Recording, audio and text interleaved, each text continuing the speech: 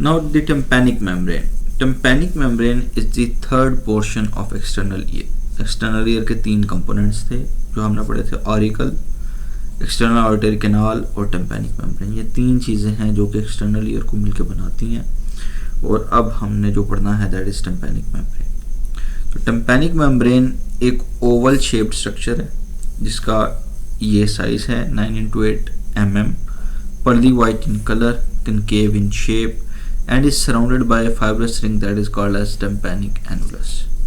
ठीक है, इसके दो कंपोनेंट्स होते हैं, one is called as pars flaccida and the second is called as pars tensa. इसकी एक अच्छी डायग्राम मैं आपको दिखाता हूँ, just a minute. Now look at this, इस पिक्चर को देखो। ठीक है, इस पिक्चर में हमारे पास जो एक्सटर्नल पोर्शन है वो पोर्शन जो कि एक्सटर्नल ऑडिटरी कैनाल के साथ कॉन्टिन्यूस है, जो कि एक्सटर्नल ऑडिटरी कैनाल को फेस कर रहा है, वो पोर्शन है। इसमें आप देख सकते हो कि इसके दो कंपोनेंट्स हैं। नंबर वन, एक है पार्स फ्लैसिडा और एक है पार्स टेंसा।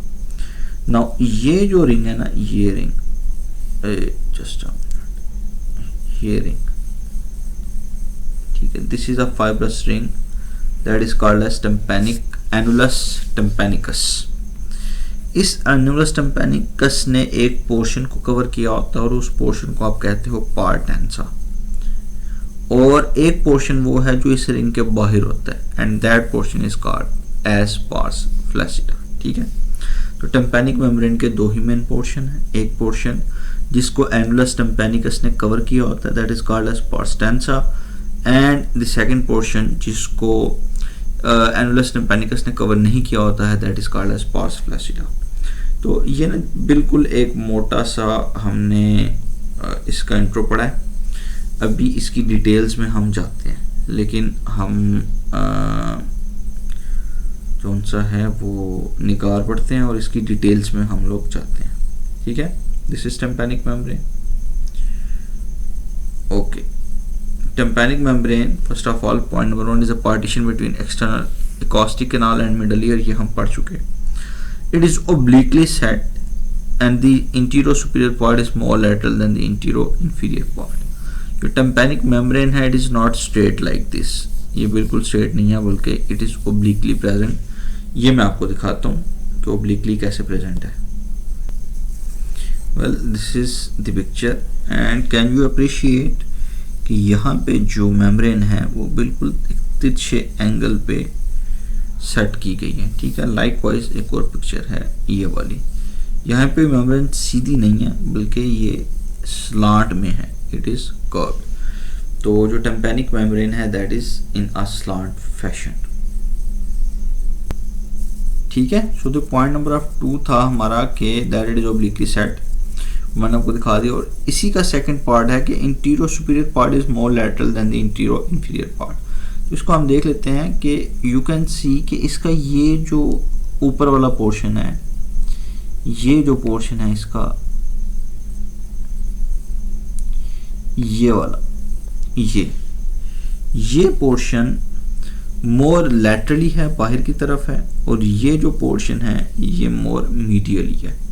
ठीक है, तो इस पॉइंट को जस्टिफाई, इस स्टांस को निगार ने इधर लिखा है कि that the anterior superior part is more lateral than the anterior inferior part, कि जो इंटीरियर सुपीरियर पार्ट है that is more towards the lateral side of the head than that of the anterior inferior part. उसके बाद है कि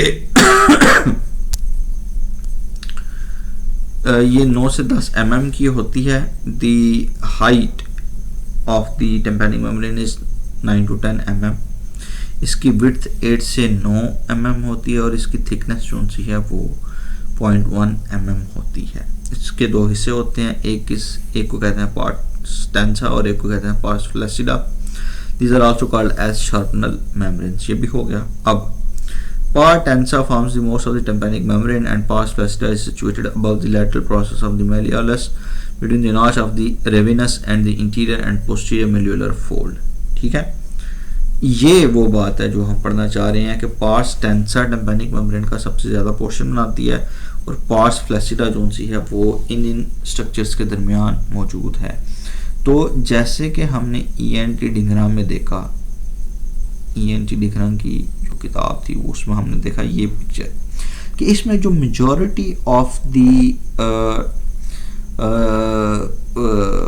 component है वो part टेंसा है, ठीक है। Approximately more than 80% pars tensa है और अप्रॉक्सीमेटली 20% जो सा है पार्स फ्लैसिड है, ठीक है। तो ये वो पहला पॉइंट है जो निगार कहना चाह रहा है कि that the part टेंसा forms most of the tympanic membrane के, टेम्पेनिक मेम्ब्रेन की जो मेजॉरिटी है वो पार्ट्स टेंसा बनाती है।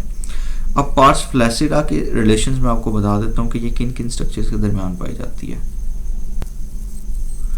Now this is the picture, और इसमें आप देख सकते हो कि ये तो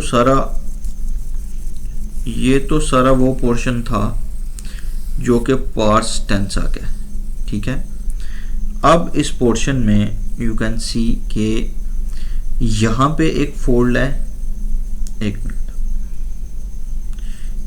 ऑल यू कैन सी के यहाँ पे एक फोल्ड है, ये एक फोल्ड है, ये this is called as the anterior malleolar fold, और एक फोल्ड यहाँ पे है, this is called as the posterior malleolar fold, ठीक है। और ये जो नॉच है, this notch is called as the notch of Rivinus, ठीक है।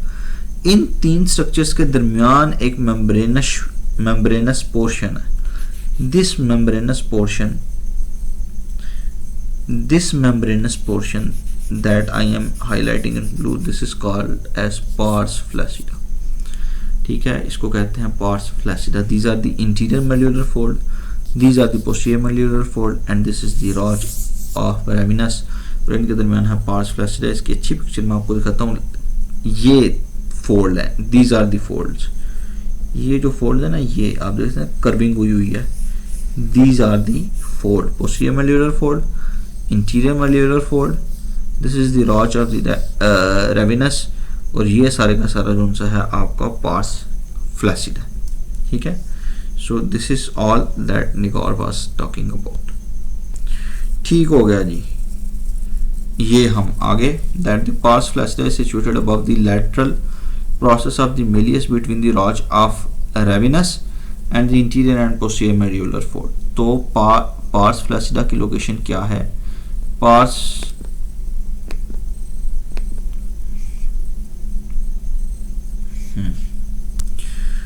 फ्लैसिडा की लोकेशन है that is between the notch of Rivinus and anterior and posterior malleolar fold, just lateral to the process of malleus.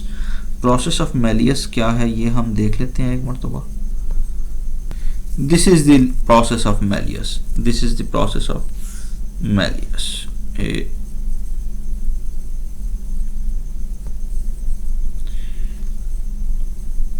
This is the lateral process of malleus. This is the lateral process of malleus, ठीक है।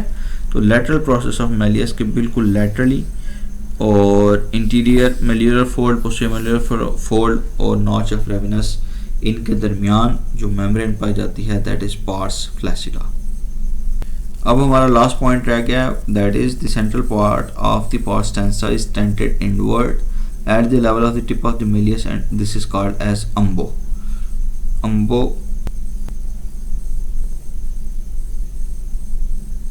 So this is the tympanic membrane, and you can see कि tympanic membrane के बिल्कुल centrally एक indentation है, इस indentation को कहते हैं umbo, ठीक है।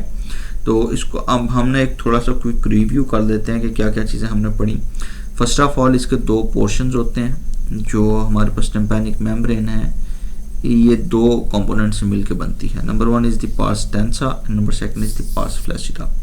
जो पार्स टेंसा है इसके गिर्द एक मेम्ब्रेनिश एक फाइबर स्ट्रक्चर होता है that is called as the annulus, ठीक है। और जो पार्स फ्लैसिडा है वो चार चीज़ों के दरमियान होती है, anterior malleolar fold, posterior malleolar fold, notch of Rivinus, और यहाँ पे हमारे पास जो लैटरल प्रोसेस ऑफ मेलियस है वो होता है, ठीक है। ये this is the lateral process of Méliès. अब लास्ट चीज़ ये है कि जो पार्ट टेंसा है हमारी pars tensa central indentation देती है, and this central indentation that is called as umbo. इसका जो बिल्कुल डिस्टल पोर्शन है that is called as umbo.